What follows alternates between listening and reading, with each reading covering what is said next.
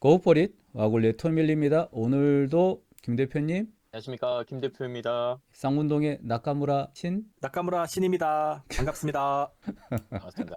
자, 오늘의 주제는 데스티니 스코프를 보면은 우리가 과거 정보를 넣는 부분들이 있지. 수정 부분 들어가서 이제 등록할 때 보면은 자기의 과거 패턴을 넣는 부분들이 있잖아. 운의 반복 패턴이라고 있죠. 예. 데스티니 스코프에서 과거 데이터를 넣는 기능이 있는데 이건 왜 필요할까? 또 이걸 넣었을 때 왜 적중성이 95%라고 생각했던 게 체감하는 느낌이 99% 이상이라고 느껴지는 것일까? 그냥 과거 데이터로 LLM이 꽤 맞추는 것이라서 그럴까? 여러분 생각은 어떠세요? 일단은 제가 사용해 봤을 때는 LLM한테 모든 걸 주고 여기서 알아서 네가 맞춰라고 하는 것보다, 물론 그것도 정확도가 90% 정도로 되게 높지만, 이제 제가 한정된 주제 안에서 나는 이런 사람이라는 그런 정보를 줘야, 그러니까 과거 데이터를 줘야 이제 그 안에서 훨씬 더 정확하게 찾아낼 수 있다는 거죠. 그 특정 부분을.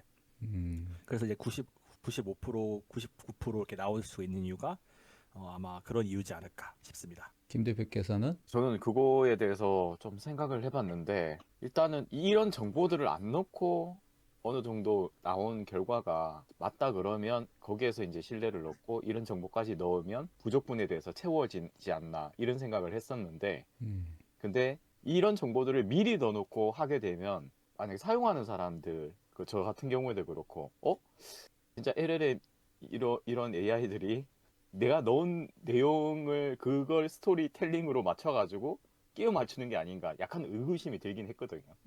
좀 그런 게 있어서 그래서 이제 처음에는 정보를 안 넣고 했을 때 제 삶이 살아왔던 거하고 맞아 떨어지면 많이 맞네? 그러면서 예전 어렸을 때부터 있었던 그런 내용들을 채워놓고 다시 한번 확인을 해보면 그때 설명해 주는 게 더 신뢰가 되더라고요. 처음에 점을 보는 분들한테는 정보 넣지 말고 네. 생년월일만 가지고 일단 성격, 취향, 기질 이런 걸 먼저 보고 거기서 95% 이상 내게 맞네 라고 생각 드는 분들만 내용을 더 넣고 데스티니 스코프를 이용하시라고 이야기를 하잖아.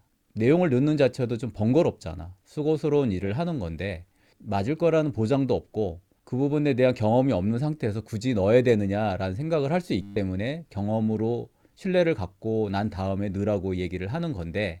내용을 넣으면서 검증이 될 수가 있겠네요. 그 나왔는 결과에 대한 그런 것들. 그러니까 결과는 이렇게 나왔는데 이 사람의 그런 정보들을 넣으면서 이때 이 패턴이었다, 이때 이 패턴이었다 이런 식으로 해서 검증이 될 수 있을 것 같아요. 이거 생각하는 게 좀 중요해서 조금 얘기를 네. 더 들어보고 나서 얘기를 풀어나갈게. 저도 이제 김 대표님께서 말씀하셨던 내용처럼 어느 정도 끼워 맞출 수도 있지 않을까라는 생각을 했었거든요. 음, 근데 제가 이제 주변 사람들이나 이제 그렇게 봐주다 보니까 그런 느낌이 전혀 아니었던 것 같아요. 음, 약간 끼워 맞추기보다는 좀 더 그 부분을 중점적으로 봐주는 느낌이라고 해야 될까? 정확하게 찝는 형식이 아니라 두리뭉술하게 이렇게 얘기할 수도 있는 거잖아요. 끼워 맞추기라는 게 원래 약간 말이 이제 이어지듯이 하지만 그렇게 막 실체가 별로 없는?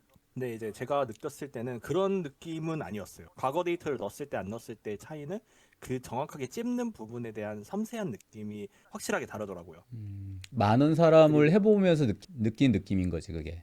네, 근데 정보를 넣었을 때 자꾸 그거에 대해서 언급을 하는 게 좀 약간 거부감이 있었어요. 음, 그래서 그 정보에 저의 음, 개인정보라든지 음, 그런 것들 넣었을 때 얘가 자꾸 그런 얘기를 하니까 약간 거부감이 있어서 그런 거를 조금 뺐거든요. 음. 뺐을 때 이렇게 했을 때는 좀 괜찮았는데 그런 게 나오니까 좀 그렇더라고요. 이 주제에 대한 얘기를 마치고 나면 네. 생각이 바뀔 거야. 아주 쉬운 예인데 우리가 군에서 사격을 하잖아. 네. 사격을 할 때 제일 먼저 하는 게 뭘 하는지 알지? 0점 조준? 0점 조준을 하잖아. 0점 조준을 왜 하는지 알아? 0점 조준? 또 왜 똑같은 총기 회사에서 나온 총을 똑같은 탄종을 이용해서 사격을 하는데 왜 0점 조준을 해야 되냐고. 사람마다 다 다르니까 그런 거 아니에요? 그렇기도 하지. 정확하게 사격을 하려면 이게 총 자체는 총구를 나서서 걔가 회전을 하잖아. 총구가 아래에 있잖아. 조준관보다 아래에 있는데 걔가 아래에서 위로 올라간다고 회전을 그리면서 일정 거리가 넘어가면 조준관 위로 올라갔다가 다시 아래로 떨어진다고 중력에 의해서. 그래서 그 기준점을 찾아서 어느 정도로 날아갔을 때 내가 보는 시야하고 동일한 위치에 탄착이 형성되는지를 확인하는 게 굉장히 중요하거든. 보통 0점은 원거리에 두고 0점 사격은 하진 않잖아. 근거리에서 하잖아, 보통. 0점을 잡는다는 개념 자체는 사수마다 보는 방식이 약간씩 다를 수 있잖아. 견착을 어떻게 하느냐에 따라서 어깨에다 하는 위치도 조금씩 다를 수가 있고, 뺨을 총구에다 댔을 때, 총 개머리판 안쪽에다 댔을 때 어떻게 되느냐에 따라서 탄착 자체의 조준간 위치가 조금씩 달라지거든. 그런 차이가 있는 거를 맞춰 나가는 과정인 거지. 공기의 흐름에 따라서도 영향받고 탄의 종류에 따라서도 영향을 받잖아. 사람에 따라서도 차이가 있는 거거든. 데스티니 스코프를 이용해서 과거 데이터를 갖고 한다는 거는 사주팔자를 보는 LLM한테 일종의 0점 조준을 시켜주는 효과가 있는 거야. 네. 5조준을 해서 사격하게 하는 거지, 일종의. 우리가 사격할 때 조준간에 보는 목표대로 100m, 150, 250 뭐 이렇게 사로마다 쏠 때 위치가 조금씩 다르잖아. 5사격을 하는 거거든. 근데 그런 것처럼 LLM한테 그런 지향점을 알려주는 효과가 있는 거라고. 네, 이해됩니다. 점집에 가면은 보통은 가면은 그냥 과거 데이터 별로 물어보지 않고 그냥 맞추는 경우들도 있고, 과거 데이터를 해봐야 현재 내가 처한 간단한 얘기만 하고 보통 답을 해주잖아. 옷가게를 갔어, 손님이. 옷가게의 점원이 그러는 거야. 이 디자인, 이 의상 입으시면 잘 맞을 것 같아요 라고 해서 그 옷을 주는 사람은 손님에 대한 센스가 있고 감각이 있는 사람일 가능성이 높겠지? 당연히 이제 그렇죠, 당연히. 그렇지. 센스가 있는 사람이 맞을 거 아니야. 바로 손님을 보자마자 이 스타일 의상에 잘 맞을 것 같아요 라고 알려주는 사람은. 지난번에 제가 추천해줬던 의상을 입어보실 때 느낌이 어떠셨어요? 라고 물어보고, 입었더니 이러이런 느낌이라 어떤 것 같아요? 라고 말하면, 아, 그렇다면 이 의상을 한번 입어보시는 게 어떻겠어요? 라고 과거 데이터를 반영을 해서 다시 옷을 추천해주는 사람은 어떨 것 같아? 더 정확할 것 같아요. 근데 그 과정을 반복하면 어떨 것 같아? 그 사람이 만약에 이런 과정을 10년을 반복했다면 어떨 것 같냐? 그 사람에 대해서 아주 잘 아니, 알겠죠. 그 사람만이 아니고 모든 손님한테 그 점원이 그렇게 대한다고. 그러면 그 점원의 스킬이 시간이 지나면 지날수록 더 높아지지 않을까? 그렇죠. 이게 지금 LLM 관련된 사전 정보랑 좀 연결이 돼? 어, 좀 느낌이 저는 이해가 되는 것 느낌이 같아요. 살짝 오는 네, 것 같지? 저도 예, 이거를 네 가지 정도쯤으로 구분해 볼 수가 있어. 인적 관련된 이벤트들, 과거에 있었던 사주의 패턴, 내가 경험했던 패턴들을 알려준다는 것이 어떤 거냐면, 첫 번째는 해석하는 모델 입장에서의 검증 역할을 해. 명조에 있는 타고난 설계도가 있다 그랬지. 그리고 그 설계도대로 인생을 사는 게 아니라 대운하고 세운에서 들어오는 운에 따라서 계속 영향을 받는다 그랬잖아. 그러니까 원래의 설계도대로 살지 못하는 이유는 대운과 세운에서 들어오는 운의 흐름에 따라 내가 영향을 받는 거고, 또 다른 영향을 받는 건 내가 선택을 하잖아. 그 상황에서. 얘를 선택할지 쟤를 선택할지는 사람마다 다 다르거든. 똑같은 능력을 갖고 있는 나이가 똑같은 사람들이 신체 사이즈가 똑같은 사람이라도 D라고 그러면은 1등부터 꼴등이 차이가 나는 것처럼 능력의 차이도 있겠지만 선택에서도 차이가 발생할 수밖에 없다고. 모든 사람한테 A랑 B 둘 중에 하나를 선택하라 그러면 같은 날 생년월일시가 똑같은 사람도 똑같이 선택하진 않을 거 아니야. 이해되죠? 네. 어떤 선택을 한다고 할 때 왼쪽과 오른쪽 중에 선택하라고 하면 동일한 생년월시에 태어난 사람들이 똑같이 A만 선택하겠냐는 거야. 그렇지 않죠. 그렇지 않다고. 왼쪽을 선택하면 한 번에 목돈을 받는 선택일 수도 있고, 혹은 오른쪽을 선택하면 다달이 나눠서 돈을 받는 선택일 수도 있다면, 그럼 당연히 목돈을 받은 사람과 매달 받는 사람은 그 돈을 사용하는 씀씀이가 달라질 수 있잖아. 목돈을 받은 사람은 걔를 이용해서 뭔가 투자를 한다든지 방식으로 선택할 수 있지 않겠어? 천석군 같으면 어떨 것 같아? 그거에 따라 뭔가 투자 방식이라 해야 되나? 아무튼 선택이 좀 다양할 것 같아요. 그렇지. 그래, 다를 것 같아요. 그렇지. 그 동명사주 이야기를 했을 때처럼 부모가 다르면 부모한테서의 영향력, 환경, 교육적인 어떤 패턴 이런 것이 다 달라지기 때문에 달라질 거고, 태어난 나라가 북한이냐 남한이냐 이슬람권의 국가에 태어난 여자냐 아니냐에 따라서 영향을 받는다 그랬잖아. 사주의 원국에 있는, 원국을 따지면 이 사람이 용신이 금인지 순지, 토가 용신인지 기신이 뭔지 이런 거에 따라서 이름도 그거에 맞춰서 이름을 짓는다고 했는데, 실제 맞냐 틀리냐를 검증하는 의미도 있는 거야. LLM 입장에서는 원국에는 실제 그게 용신인데 실제 그 시기에 벌어졌던 대운과 세운의 흐름을 봤을 때 그게 용신의 역할을 한 게 맞는지 틀리는지를 검증할 수 있다고. LLM의 입장에서는 가설을 세워서 때려 맞추는 게 아니라 실제 그 가설이 맞는지 아닌지를 LLM 입장에서 스스로 점검할 수 있는 기회가 생긴다는 거야. LLM 입장에서는 스킬이 점점 늘어나겠네요. 그런 데이터들이 많으면. 계속 그런 방식의 검증 데이터를 주게 되면 LLM은 자기 확신성이 늘어나는 데이터로 축적이 되겠지. 그러니까. 시간이 지나면 이런 이제 데스티니 스코프 같은 걸 이용해서 과거 검증 데이터를 계속 축적하게끔 만들어 준다면 시간이 지나면 지날수록 훨씬 더 적중성이 높은 결과를 예측해내겠지. 이런 패턴에 이런 대운과 네. 세운을 들어가는 사람이라면 그 사람은 분명히 이런 과거 데이터를 토대로 봤을 땐 충분히 그런 가능성이 있는 결과가 나올 거다라고 예측할 가능성이 훨씬 높아진다는 거지. 그렇죠. 정확도가 높아지죠. 정확도가 높아질 수밖에 없지. 그렇지만 네. 그거는 이제 LLM 입장에서 빅데이터를 이용하는 경우를 얘기하는 거고, 그 경우 말고 우리가 LLM을 대할 때도 LLM이 내 거를 봐줄 때 해석 모델의 검증을 하게 되는 계기가 된다는 거야. 이제 여러 가지 주제로 뭐 금전운 아니면 뭐 연애운, 결혼운 뭐 이런 식으로 계속 보게 될 텐데 일관성이 유지가 되는 가능성이 좀 더 높아지는 것 같아요. 점점 정확도나 그렇고 이제 좀 더 섬세하게 보고 확실하게 찝어주는 그런 부분이 점점 늘어날 것 같아요. 천간의 10글자, 지지의 12글자잖아. 걔네들을 조합을 해서 60개의 문자가 생기는 거거든, 기둥이. 갑자을축, 병인종묘, 무진기사, 경호심 이렇게 쭉 나가는 게 다시 갑자가 될 때까지 총 60개가 글자가 조합이 이루어진다고. 연월 일시로 그게 60갑자가 들어오는 거잖아. 그러면 우리가 접할 수 있는 사람이 경험할 수 있는 운명의 개수는 51만 8,400가지야. 성별을 구분하지 않는 경우. 근데 그 중에서도 부모가 다르고 태어난 지역이 다르고 종교가 다를 거고 형제가 다를 거고 와이프의 성향이 조금씩 다르기 때문에 똑같은 사람이 생길 수 없다는 거죠. 운의 패턴은 같지만 본인의 선택에 따라서도 달라진다고. 그러니까 지금 첫 번째로 내가 얘기했던 해석 모델의 검증 장치 역할을 한다는 거랑 두 번째의 경우는 간지가 순환을 한다 그랬잖아. 60갑자가 60번을 60년을 돌아야 갑자년이 또 되기 때문에 그래서 갑이 돌아왔다. 태어나 60년이 됐다라는 의미로 해서 환갑이라 그런다 그랬잖아. 그래서 60년 될 때 이제 환갑잔치를 하는 거고 간지의 순환에 의한 반응 데이터를 수집하는 것도 관계가 되고 그게 개인화된 예측 가능 모델로서의 수준을 높일 수 있는가 이런 부분에도 영향을 미치게 되는 거야.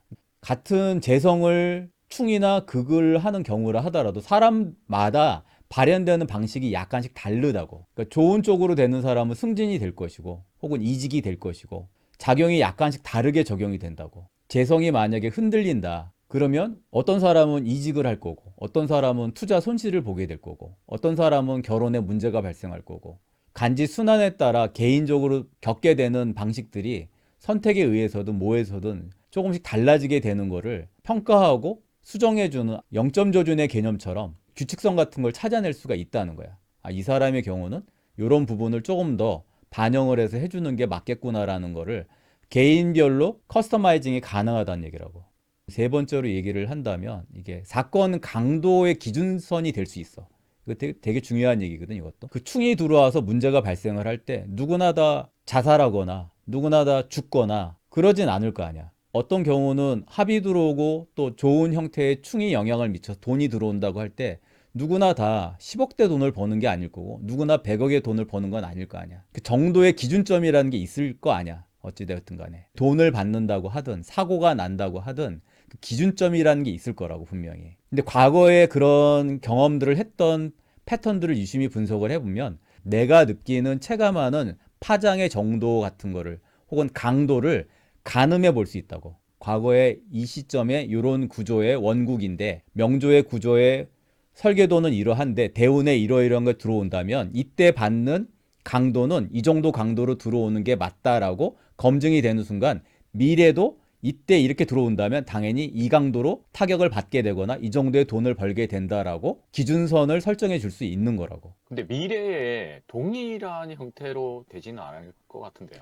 그게 그 사람이 똑같은 게 미래에 똑같은 형태로 발생되는 걸 말하는 게 아니라 사주 원국에 있는 방식일 때 예를 들면 어떤 글자가 충을 들어온다고 하면 그 정면 충돌이 안 좋은 형태로 들어올 때 그때 겪었던 그 강도가 미래에도 그 강도를 겪게 된다는 얘기라고. 아, 그러니까 과거의 그 경험도라는 것 자체가 강도의 기준점이 될 수 있다는 거야. 내가 받는 심리적인 혹은 체감하는 정도의 그 파장의 크기를 과거 거를 통해 미래에 어느 정도로 영향받을지를 알 수 있다고. 그 어떤 의미인지는 알겠어요. 음. 이게 동일한 형태의 강도로 들어오는데, 근데 그 사람이 이제 과거에는 진짜 막 엄청 고통을 받아서 그 강도로 받았지만, 동일한 강도로 들어지만 어느 시점이 지나 뭐 몇 년이 지나서 만약 그게 동일한 강도로 들어왔을 때 그때 그 사람이 느끼는 게 뭐 동일하게 받을 수도 있을 거고, 근데 사람이 더 단련이 돼가지고 음. 그냥 무덤하게 넘어갈 수도 있을 것 같기도 하고. 동명사주의인데 서양 쪽에서 네이털 에스트로노미 같은 경우 보면 자신의 의지, 심리적인 부분에 의해서 미래가 주로 결정된다라는 시각을 많이 내포하고 있는 부분인데 점성술이라든지 천문 관련된 부분을 얘기를 하는 거야. 동양적인 차원에서 봐도 전에 얘기했듯이 갑자기 내가 멀쩡하게 잘 있는데 내 집에 비행기가 떨어져 가지고 내가 죽거나 다리가 부러지거나 하는 사고를 당할 가능성은 평생에 흔치 않다고. 대부분의 경우는 내가 의지를 갖고 결정하는 것에 따라 영향을 받는 거거든. 그러니까 지금 네 번째로 지금 얘기하려는 건 뭐냐면 결정적으로 이 사람의 팔자는 이러하니까 이렇게 된다라고 정해진 대로 사는 거냐 이거죠. 살인자의 팔자면 그 사람은 반드시 살인자가 될 거냐고. 근데 그렇지 않다는 거지. 그게 동명사주인데 다른 경우랑 부모의 영향을 받는 거랑 차이라고 말할 수 있다는 거야. 내 선택에 의해서 달라질 수 있다는 부분도 영향을 미친다는 거야. 김 대표가 말한 것처럼 과거에 겪었던 부분만큼 미래에도 동일하게 겪을 것이냐에서 아닌데 나는 과거에 겪었지만 좀 더 트레이닝이 돼서 그런 정도로 심하게 아파하지 않을 거야 일 수도 있잖아. 사춘기 때 겪었던 왕따의 경험보다 나이가 들었을 때는 그 정도는 뭐 충분히 이겨낼 수 있지라고 받아들일 수도 있잖아. 왜냐하면 이 사람이 만약에 특수부대를 나오고 산전수전을 많이 겪은 사람이면 학교 다닐 때 왕따에 들어왔던 고통 정도로 아파할까? 그러진 않을 거 아니야. 내가 실전에서 많은 경험을 생명이 오고 가는 경험들 많이 한 입장에선 멘탈이 강해졌을 거니까. 0점 조준하듯이 그 변화의 정도를 LLM으로 하여금 판별하게 할 수 있다는 거야. 조금 어려워지는데. 어려워지기는 하지만 대충 어떤 예. 얘기인지는 알겠지. 강도, 의지적인 부분, 과거에 겪었던 거에 대한 기준점, 모델에 대한 검증성, 이런 애들이 다 영향을 미쳐서 그게 과거 데이터를 통해서 LLM으로 하여금 미래를 맞추는데 영향을 미치게 된다는 거라고. 그러면 어떤 거를 우리가 예를 통해서 얻을 수 있는 거냐면 비경겁제가 되게 많아서 태과한다 그러는데 태과에서 나한테 부담을 주는 내가 사주팔자가 좀 강해. 신강한 사주인데 비겁이 태과하게 되면은 나한테 좀 문제가 될 수 있거든. 내가 강한데 또 강하게 만들어주기 때문에. 그럴 때 이제 안 좋은 영향으로 충형 파해 같은 영향을 미치게 된다면 무리한 투자를 함으로써 재물을 파괴하는 파재의 역할을 하게 될 수도 있는데 그 시기에 내 개인적 선택에 의해서 영향을 미쳤는지가 구분이 된다는 거야. 왜냐하면 팔자적으로는 실제 100%를 미쳐야 되는데 내가 30%는 내가 선택을 해서 걔를 피할 수도 있잖아. 그러면 LLM이 구분을 할 때 이 시기엔 분명히 100% 타격을 받았어야 되는데 이 사람이 이러이러한 생각에 의해서 이 방식을 선택을 해서 그 문제를 피했었다라고 하는 순간 개인의 선택에 의해서 그 운을 비껴갔구나라고 판명하게 된다고. 그럼 그런 의지나 경험치가 미래에도 영향을 미칠 거라고 반영하게 된다는 거야. 순화시키지 않고 기질 성향 같은 거 보면은 되게 극단적으로 찬석군 봤을 때 되게 극단적으로 얘기를 하는데 좀 순화를 시키면 좀 부드럽게 얘기를 해서 긍정적으로 얘기를 해주잖아. 근데 그거는 찬석군만이 아니라 나를 봐도 되게 극단적으로 얘기하는 경우들이 있는데 순화시켜서 얘기하라고 하면 얘가 굉장히 긍정적으로 순화시켜 얘기를 하거든. 근데 그 긍정적으로 순화시킨다는 이야기의 키는 뭐냐면 사람의 개인적 의지가 반영되는 거를 고려한 경우야. 그래서 긍정적으로 말하는 거야. 너의 팔자 구조상으로는 절대 그렇게 되지 않을 거라고 딱 잘라서 얘기하는 게 엄격하게 말하는 방식이었다면 사람의 의지로 노력과 교육에 의해서 달라지는 부분이 반영되는 것이 순화시켜서 나오는 결과의 내용이라고. 한 번 더 설명해 주세요. 잘 이해가 안 되네요. 자, 그러니까 그 시기가 좋은 상황이 아닌 걸로 되는 시기라 운으로 봤을 때나 대운이나 세운으로 봤을 때는 분명히 타격이 커야 되는 시기라고. 제다신약인 경우 찬석군 같은 경우 예를 든다면 특히 내 힘을 더 빼는 일이 들어오는 혹은 죄를 파하게 하는 충을 해서 문제를 만드는 그런 운이 들어오는 시기인데 얘가 검증을 할 때는 분명히 타격을 100%를 받았어야 된다고 보는데 타격을 입지 않았어.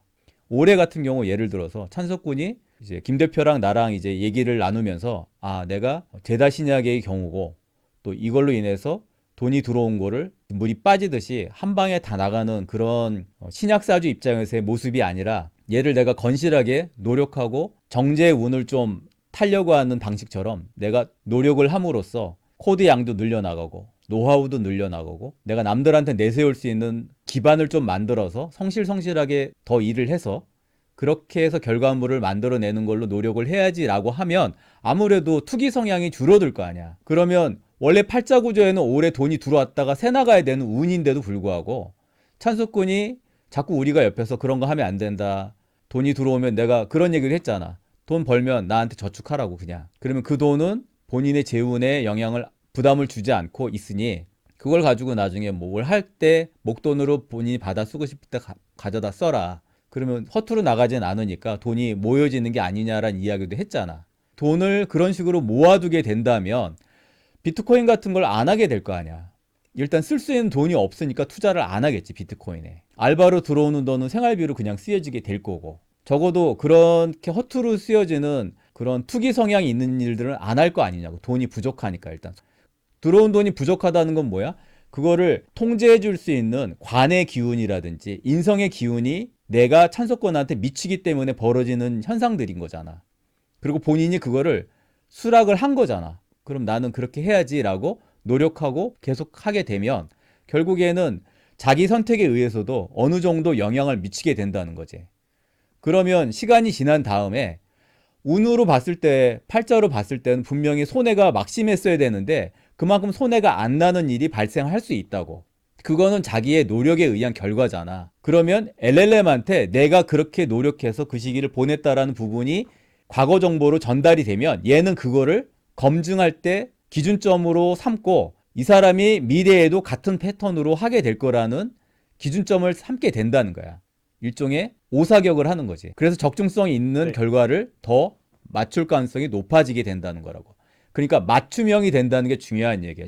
과거 데이터를 넣는다는 건 그냥 입 바른 소리로 너 듣기 좋아라 라고 꿰맞추는 방식이 아니라 과거 데이터를 통해서 검증을 하고 이 사람의 팔자 구조랑 실제 돌아간 구성이 맞았는지 검증도 하고 그때 받았던 충이나 효과, 좋은 긍정적인 작용이 어느 정도 강도로 받았는지를 기준점을 삼아서 그거를 그 개인이 그 시기에 자기 주도적인 선택권으로 얼마나 이끌어 나갔고 과거의 데이터에 의해 봤을 때 이 사람이 가정교육을 받았든지 학교교육을 받았든지 선배의 영향을 받았든지 지인의 영향을 받아서 심리적으로 어떤 영향에 의해서 성장을 해나갔기 때문에 실제 자기 운에 들어오는 좋지 않은 부분을 억제하고 좋은 부분을 얼마만큼 더 강화시켜 나가는지를 통해서 미래를 맞추는데 반영하게 할 수 있다고. 적중성이 높은 맞춤형 형태가 될 수 있다는 얘기를 하는 거야. 이제 조금 더 이해가 돼? 김 대표님은 어떠신 것 같아요?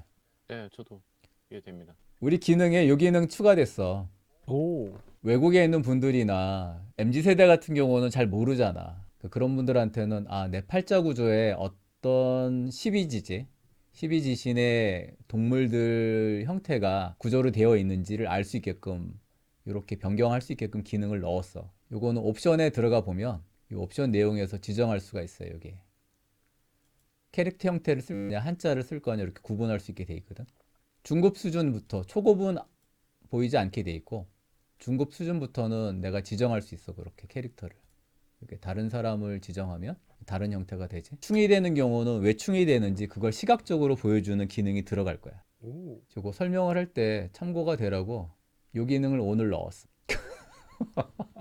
아, 이건 오.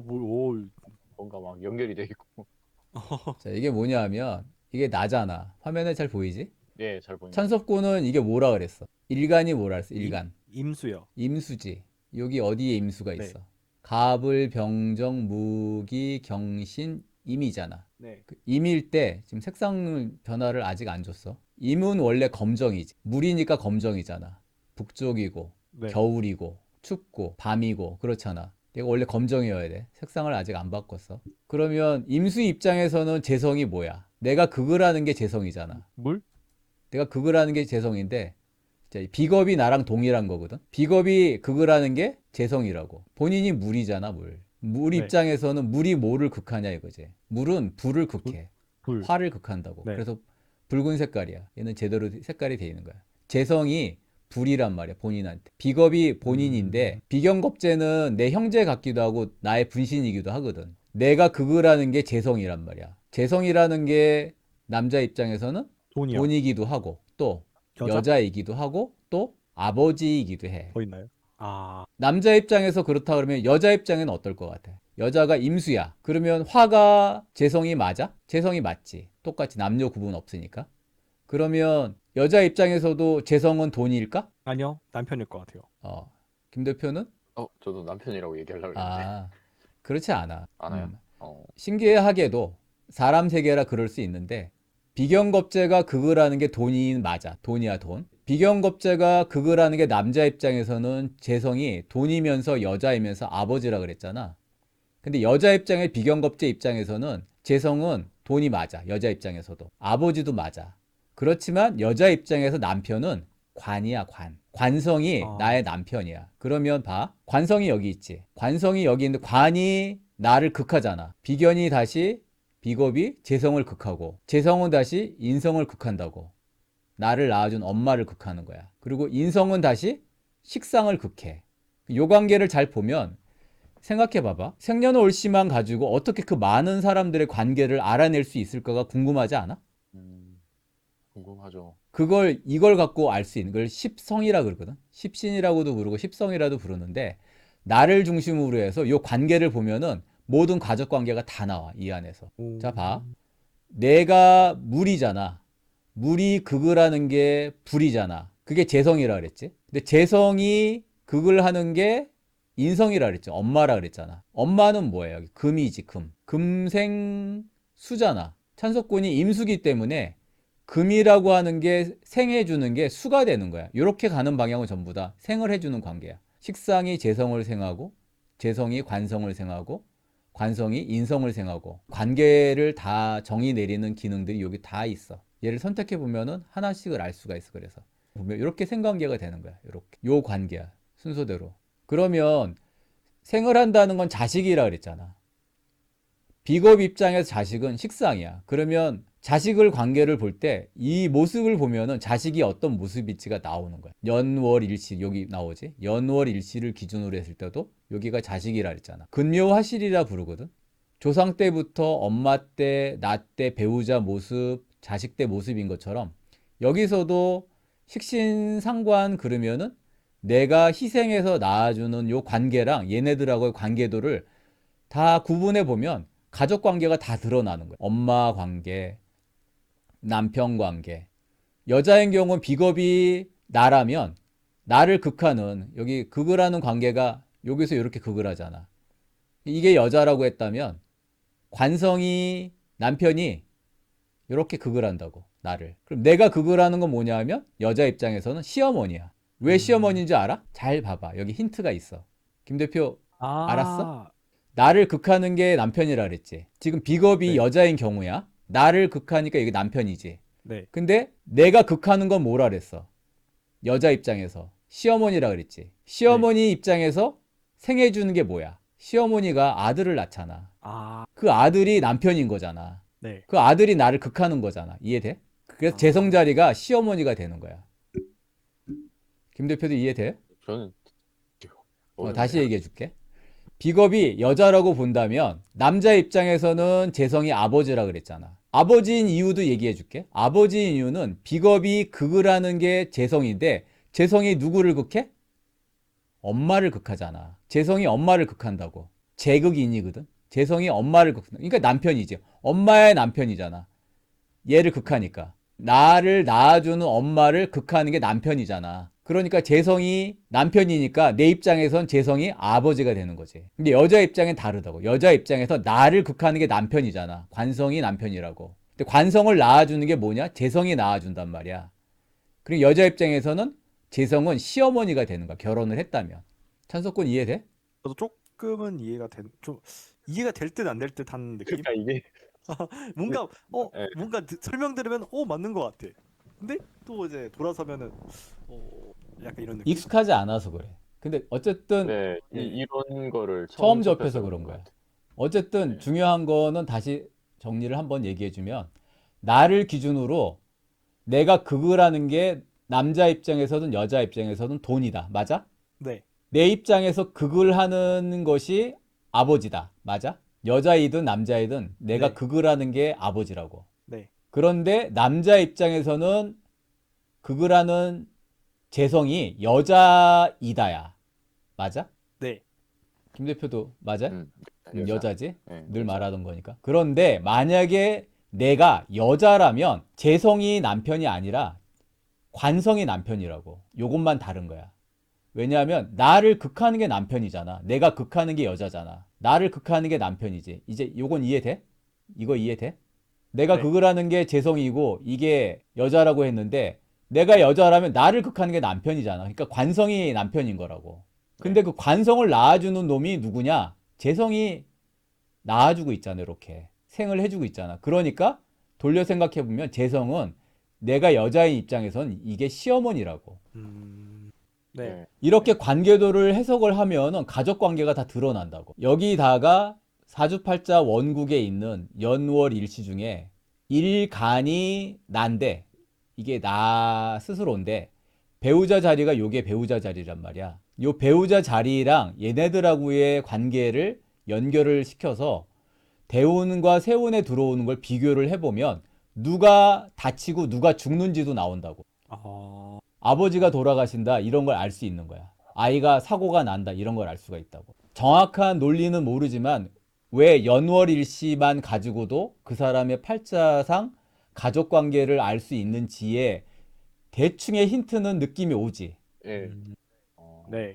명리 공부할 때는 육식갑자를 앞으로도 외우고 뒤로도 그냥 졸졸졸졸 다 외워야 돼. 그리고 이 관계 있잖아. 얘가 임수일 때는 재성이 뭐고 관성이 뭐고 이게 그냥 한 방에 쭉쭉쭉쭉 나와야 돼. 그 정도로 외우면 그 사람의 가족관계가 그 사람 생년월일만 되는 순간 이 사람은 가족관계를 어떻게 살고 있겠구나라고 하는 게 보인다고. 명조만 봐도 보여 그게. 그래서 그 스승님이 얘기했던 거 있잖아. 그게 너무 빤히 다 들여다 보이니까 그분은 재미없다고 말하는 거야. 누가 누구를 극을 하고 있는데 누가 남편이고 남편이 지금 바람 피고 있고 애들은 어떻게 하고 있고 엄마는 어떤 상황이 이게 한 번에 여기 다 보이는 거야. 여기서도 보이고 여기서도 보이고 대운에서도 들어오는 걸로 보기도 하고 세운으로 들어온 것도 보기도 하고 그 강도가 어떻게 사랑을 받고 있는지 미움을 받고 있는지 아니면은 뭐 구박을 받고 있는지 그런 것도 알 수 있는 거야. 처맞고 살고 있는지 그런 것도 얘네들 상황을 통해서 다 알 수가 있다고. 과거 데이터를 통해서 LLM들한테 정보를 줄 때 그 정보가 꿰어 맞추는 것이 아니라 미래를 맞춰 나가는데 기준점, 검증, 반복되는 주기에 의해서의 선택성, 맞춤 형태로 그 사람의 적중성을 높여 나가는데 굉장히 중요한 역할을 하게 된다는 거고. 두 번째는 왜 연월일시만 가지고 모든 가족 관계를 다 분석할 수 있었느냐라고 하면 지금 이런 관계로 시어머니까지 알 수 있잖아. 김 대표님 같은 경우는 예를 든다면 경금 일주가 본인의 거잖아. 이게 경금이잖아. 본인을 기준으로 두면 이게 본인이야. 비겁이란 말이야. 와이프는 어떠냐면 재성이니까 와이프는 이런 모습을 하고 있다라는 거라. 엄마는 어떤 모습이야? 엄마는 요 모습인 거지. 여기 보면 한자가 적혀 있지. 뭐라고 적혀 있어? 뭐예요? 토지. 토. 본인이 네. 경금이기 때문에 엄마는 토야. 토생금이기 때문에. 엄마는 토의 모습을 하고 있는 거예요. 그럼 배우자는 금극 목이기 때문에 목의 모습을 하고 있다고. 동물로 비교를 하거나 사물로 비교하는 걸 물상론이라 부르는데 상황에 따라서는 그렇게 볼 수도 있어. 아, 목이니까 착하게 했는데 이렇게 보는 경우도 있어. 목이 아니라 착하지 않은 건 아니지만 목이라는 거는 착하다는 걸 나타내는 경향도 있거든.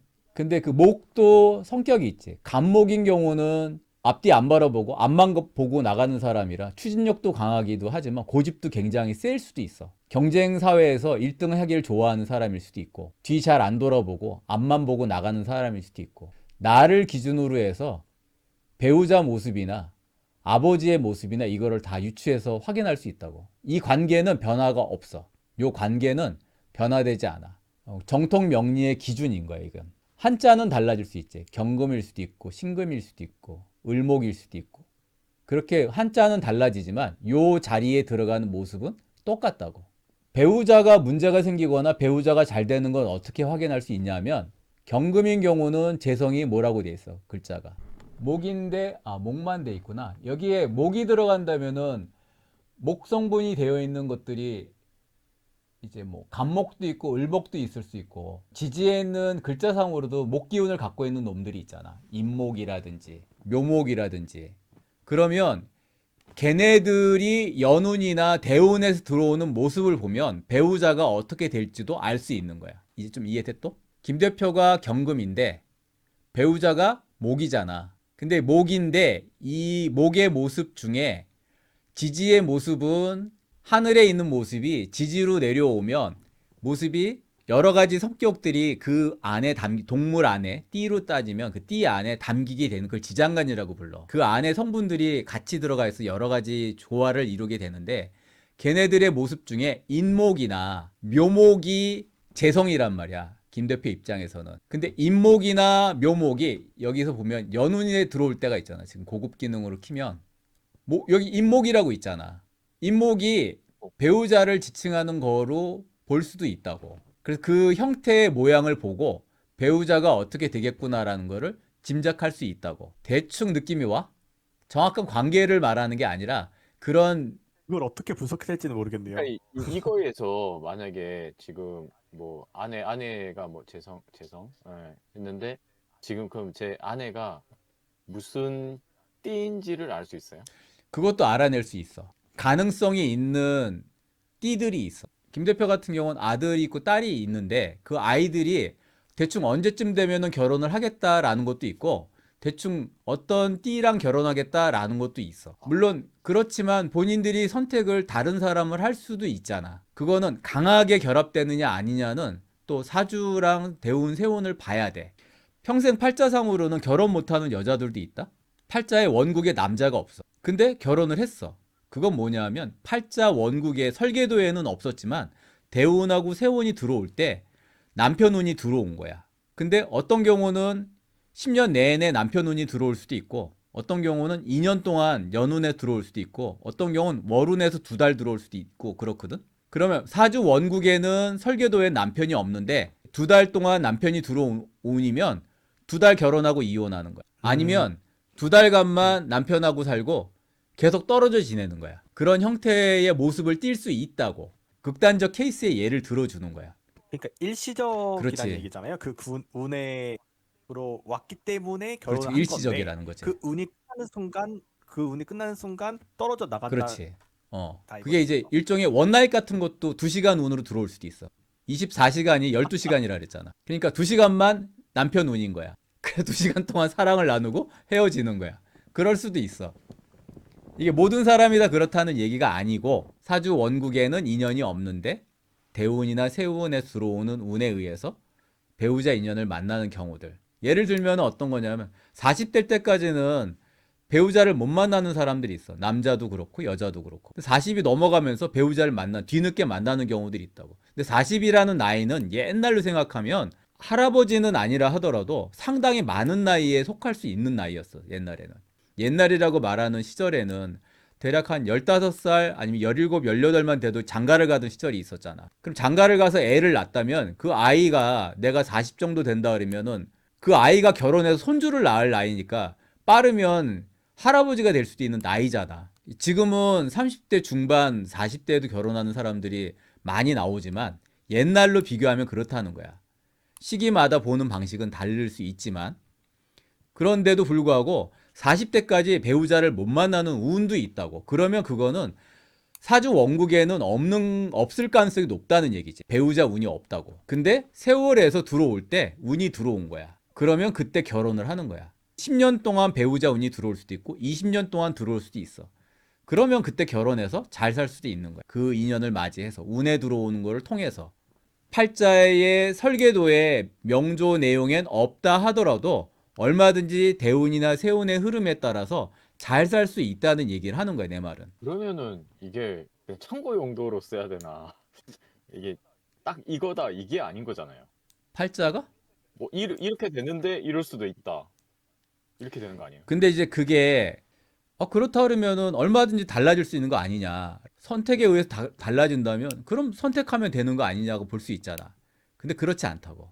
왜냐하면 그럼 모든 사람 다 서울대 가게? 모든 사람이 다 스티브 잡스가 되게? 모든 사람이 다 장군이 되게? 근데 왜 안 돼? 사람마다 능력의 한계치라는 게 있잖아. 그럼 누구나 다 의사가 되게? 안 되잖아. 이미 그 사람이 노력하는 자체, 그 사람의 팔자의 격이 다 정해져 있는 거야. 그래서 노력한다고 돼도 될 수 없는 게 있어. 그걸 뭐라고 이제 쉽게 표현하냐면 말팔자는 절대로 죽었다 깨어나도 개팔자가 될 수 없는 거야. 개가 노력하면 말처럼 파리 팔자일 수도 있잖아. 그럼 파리 목숨이라고 부르는 하찮은 목숨일 수도 있는데 파리가 아무리 노력한다고 해서 개가 될 수 있겠냐고. 개가 너무 주인한테 사랑받고 맛있는 거 먹고 늘어지게 잠자고 하는 모습이 보기 좋다고 파리가 노력한다고 개가 될 수 있겠냐고.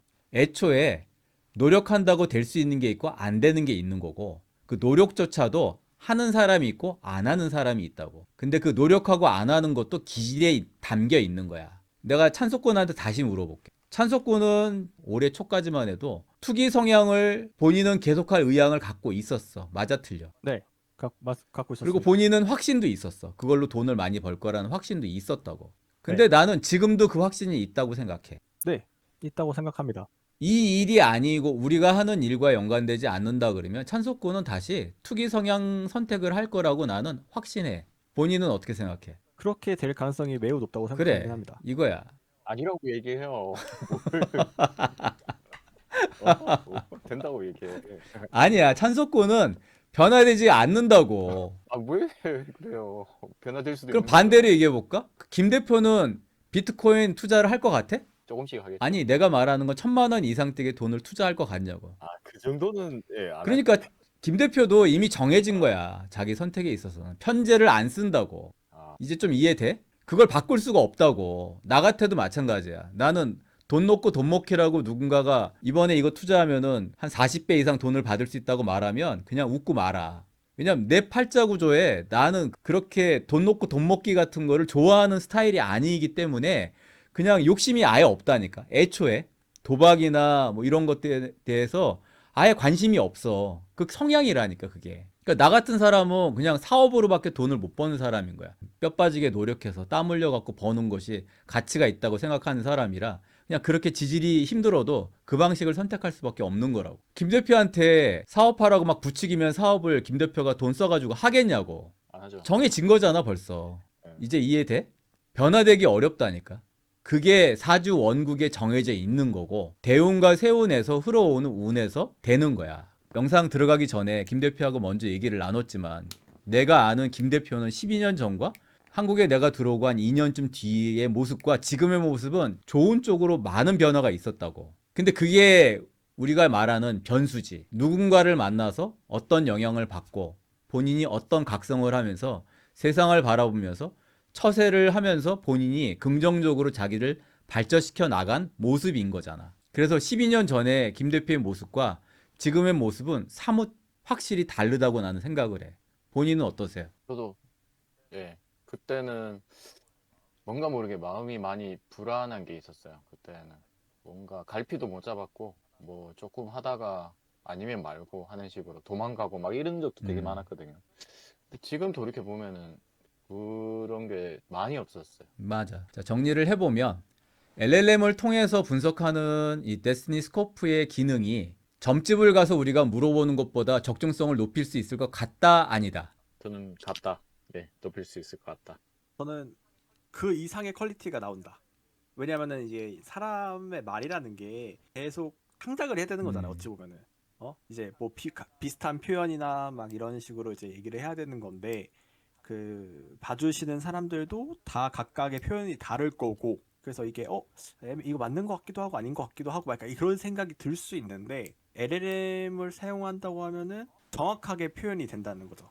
비유는 이제 계속 볼 때마다 조금 다를 수는 있어도 그게 긴가민가 한 느낌은 아니라는 거예요. 확실하게 정확한 표현을 해주기 때문에 오히려 사람보다 더 잘 본다. 내 느낌은 김 대표나 찬석군이 처음에 느꼈던 느낌하고 같았어. 데스니 스코프를 처음 개발을 할 땐 과거 데이터를 꼭 줘야 될까? LLM이 과연 꿰맞추는 방식으로 하는 것이 아닐까? 왜냐하면 그 전에 할루시네이션 같은 현상들이 계속 있어 왔으니까 LLM 자체가. 오늘 이 주제가 왜 중요하냐면 점을 봐주는 입장에서 사람이 맞추는 것보다 적중성을 훨씬 높일 수 있는 이유가 바로 여기에 있다고 얘기할 수 있기 때문에 이 과거 데이터를 통해서 0점 조준을 하고 맞춤 형태가 되고 그 사람의 선택의 가능성, 당하게 되는, 겪게 되는 혹은 벌게 되는 강도의 체감하는 느낌, 그런 것들을 통해서 미래에 적중성이 있는 분량, 크기, 영향력들을 찾아내는 데는 오히려 LLM이 훨씬 더 사람이 맞추는 것보다 강력할 수 있다. 왜냐하면 우리가 점을 보러 가서 그런 과거의 정보를 일일이 다 까놓고 얘기하는 건 아니기 때문에 그래. 그 당시에 궁금했던 내용만 듣고 오기 때문에 LLM으로 하여금 내가 수고스럽더라도 과거 정보를 충실하게 다 체계적으로만 넣어놓을 수 있다면 훨씬 미래에 대한 부분을 맞출 때 적중성 있는 부분을 맞출 가능성이 높은 이유가 바로 오늘 다룬 주제의 이야기라는 거야. 지금 와서 볼 때는 이 주제 내용이 좀 이해가 돼, 더? 말씀하셨던 내용들이 종합적으로 이제 딱 묶이니까 오 맞는 것 같아요. 확실하게 느낌이 오는 것 같아요. 대략적인 연월까지만이라도 과거 데이터를 차분하게 정리를 한번 해봐봐. 각자가 그 데이터를 있었던 내용들을 다 한번 넣어봐. 지금은 그 부분을 진짜 자세하게 넣으면 넣을수록 깜짝 놀랄 만큼 미래에 대한 이벤트들을 맞추는 거를 경험하게 될 거라는 거야. 기억력이 안 좋아서. 아니면 연까지만이라도 는 기억할 수 있잖아. 대운이나 그냥 연운만 갖고 기운을 분석하게 될 거거든, LLM 측에서는. 요거 가지고 계속 설명을 반복해서 하다 보면 올해 말쯤 되면은 도사돼 있을 거야. 결과는 LLM이 알아서 만들어 줄 거고 그 영향력이 어떤 관계로 되는지에 대한 부분은 빠삭하게 이제 이해하게 될 거야. 얘네들에 대한 이해가 되면서 뭐 때문에 얘네들이 이런 결과가 나오는지를 이해하게 된다는 거야. 그 분석도 옛날엔 다 외웠어야 되거든. 외울 필요가 없는 거야. 그거는 LLM이 알아서 너무 논리적으로 해주기 때문에. 내가 느끼는 느낌에서 왜 얘네들이 꿰맞추고 있지 않다라는 걸 알게 됐냐면 나는 이 부분에 대한 지식이 워낙 있는 사람이었기 때문에 얘가 논리적으로 그러하기 때문에 그런 일이 벌어졌던 거고 이렇게 된 거다라고 논리 설명을 얘가 다 해준다고, 검증을 하면서. 그 내용이 꿰맞추는 할루시네이션이 아니었다는 거야. 되게 정확하게 분석을 내리고 있더라고. 그래서 그때 깜짝 놀란 거야. 얘가 이걸 맞춘다고? 이걸 이렇게 정밀하게 분석을 해준다고? 과거 데이터가 얼마나 중요한지를 알게 되면서 사람이 문제 많은 부분에 비교했을 때 LLM이 훨씬 적중성을 높일 수 있는 게 분명하다고 내가 계속 강조를 했던 이유가 거기에 있었던 거야. 그럼 생각날 때마다 조금 계속 맞아. 업데이트를 해야겠네요. 내가 기억날 때마다 계속 업데이트를, 과거 정보를 업데이트를 해서 걔네들에 대한 종합평가를 하게 하는 필요성이 있는 거야. 그리고 또 이것도 있어. LLM을 통해서 우리가 브라우저를 통해서 할 때 한계성이 있다고는 이야기를 했잖아. 근데 API를 반드시 통해야 돼. API를 통해서 분석하게끔 하는 것만큼 적중성을 높이기는 어렵다. API를 통해서 한다는 건 뭐냐면 코딩 할 때도 다짜고짜 얘한테 만들어 달라고 하면 만들어는 주는데 그렇게 만들어 달라고 하는 것보다 이러이러한 방식으로 이렇게 단계를 통해서 이렇게 만들어 줘라고 하면 얘가 그 방식을 통해서 흐름을 이해하면서 얘가 코드를 만들어 주거든. 다짜고짜 명령을 주면 안 된다고. 어느 정도 선에선 방향을 제시를 해주는 게 맞거든. 그리고 한 번은 코드를 분석할 수 있는 시간을 주는 게 얘한테 필요해. 사람도 똑같다고. 사람도 코드 당장 주고 이거 해결해 네 이렇게 하는 것보다 코드를 한번 네가 분석해봐 라고 시간을 주고 하는 게 LLM도 똑같은 거야. 마찬가지로 사주팔자도 성격, 기질, 취향 이런 걸 먼저 분석해라고 하고 난 다음에 그걸 분석해 놓은 토대로 해서 다음을 분석하게 하면 얘가 적중성 높은 결과를 만들어내는데 다짜고짜 그 분석 없이 그냥 궁합만 봐라 그러면 적중성이 확 떨어져. 그래서 누구를 봐주더라도 반드시 성격, 취향, 기질을 먼저 보고 난 다음에 그 내용을 토대로 다음 질문을 하라는 거야. 왜냐하면 성격, 기질, 취향이라는 것이 그 사람의 선택에 관련된 폭을 어떻게 이 사람이 움직이게 될지를 예측 가능하기 때문에 그 정보가 LLM한테 있어야 된다는 거라고. API를 통해서 하는 것이 적중성이 높을 수밖에 없다는 얘기 뭐냐 하면 문답식이 되어야 돼. 로직상으로. 브라우저를 통해서 문답식을 하는 거는 문정을 보는 사람 입장에선 명리 관련 지식이 없기 때문에 어떤 부분에 대한 보충 설명을 이제 어떻게 질문해야 되는지를 알 수가 없다는 거예요. API를 통해서 질문을 하고 들어온 걸 통해서 분석을 해 다시 질문을 하고 하는 방식으로 몇 단계를 조금씩 거쳐가면 훨씬 더 적중성이 있는 답을 끌어낼 수가 있는데, 브라우저를 통해서 그냥 단순하게 문점을 날려서 답이 들어오는 거에 궁금증을 물어보는 방식은 적중성의 범위 내에 한계가 있다는 거야, 당연히. 그럼 나중에는 거의 API를 쓰는 방식으로 가겠네요. 적중성을 높은 거를 원하는 분들은 API 방식을 당연히 쓰는 게 맞다는 얘기예요. 적중성의 수준 차이가 굉장히 심하게 난다. 브라우저를 통해서 하는 거에는 한계가 있다는 거고. 질문 있으신가요? 네, 없습니다. 자, 그럼 없습니다. 오늘은 여기까지. 지금까지 와골리의 토밀리였습니다. 네, 감사합니다. 김 대표였습니다. 한사건이었습니다. 감사합니다. 감사합니다.